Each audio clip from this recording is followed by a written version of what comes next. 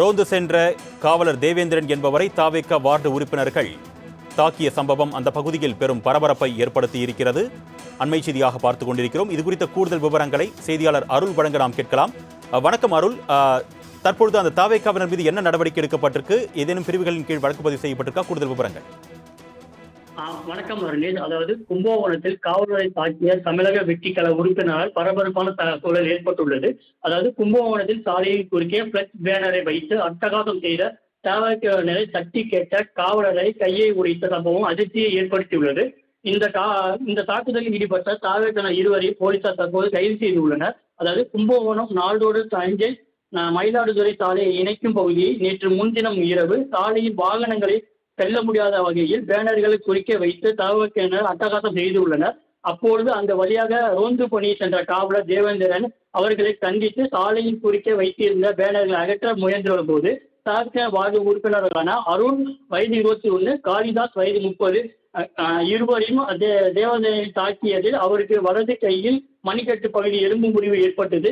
இது குறித்து கும்பகோணம் மேற்கு காவலர் தகவல் தெரிவிக்கப்பட்ட நிலையில் அருண், காளி இருவரையும் அங்கிருந்து தப்பி ஓடியுள்ளனர். பின்னர் சம்பவ இடத்திற்கு வந்த போலீசார் படுகாயமடைந்த தேவேந்திரனை கும்பகோணம் அரசு மருத்துவமனைக்கு அழைத்து சென்றனர். தொடர்ந்து மேல் சிகிச்சைக்காக தஞ்சை அரசு மருத்துவமனைக்கு அனுப்பி வைக்கப்பட்டுள்ளது.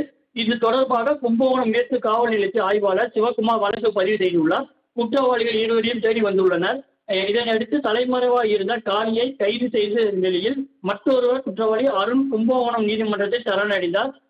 இதையடுத்து இருவரையும் கைது செய்த கும்பகோணம் நீதிபதி ஆஜர்படுத்தி உள்ளனர். கும்பகோணத்தில் எந்தவித அச்சமும் பயமும் இன்றி பணியில் இருந்த காவலரை கையை உடைத்த தவக உறுப்பினருக்கு இப்படி தைரியம் வந்தது என பொதுமக்கள் அதிர்ச்சியில் இருக்கின்றனர். இதுபோல் குற்ற சம்பவத்தில் ஈடுபடுவோர் மீது தகுந்த நடவடிக்கை எடுக்க வேண்டும். அவருக்கு எந்த கட்சிக்காராக இருந்தாலும் அவர்களுக்கு தகுந்த தண்டனை கிடைக்க வேண்டும் என்று சமூக ஆர்வலர்கள் கோரிக்கை வைக்கின்றனர். ரோந்து சென்ற காவலர் தேவேந்திரன் என்பவரை தாவேக வார்டு உறுப்பினர்கள் தாக்கிய சம்பவம் அந்த பகுதியில் பெரும் பரபரப்பை ஏற்படுத்தி இருக்கிறது. அண்மை செய்தியாக பார்த்துக் கொண்டிருக்கிறோம். இது குறித்த கூடுதல் விவரங்களை செய்தியாளர் அருள் வழங்க நாம் கேட்கலாம். வணக்கம் அருள். தற்பொழுது அந்த தாவேகாவினர் மீது என்ன நடவடிக்கை எடுக்கப்பட்டிருக்கு? ஏதேனும் பிரிவுகளின் கீழ் வழக்கு பதிவு செய்யப்பட்டிருக்கா? கூடுதல் விவரங்கள். வணக்கம் அருணேஷ். அதாவது கும்பகோணத்தில் காவலரை தாக்கிய தமிழக வெற்றிக்கழக உறுப்பினரால் பரபரப்பான சூழல் ஏற்பட்டுள்ளது.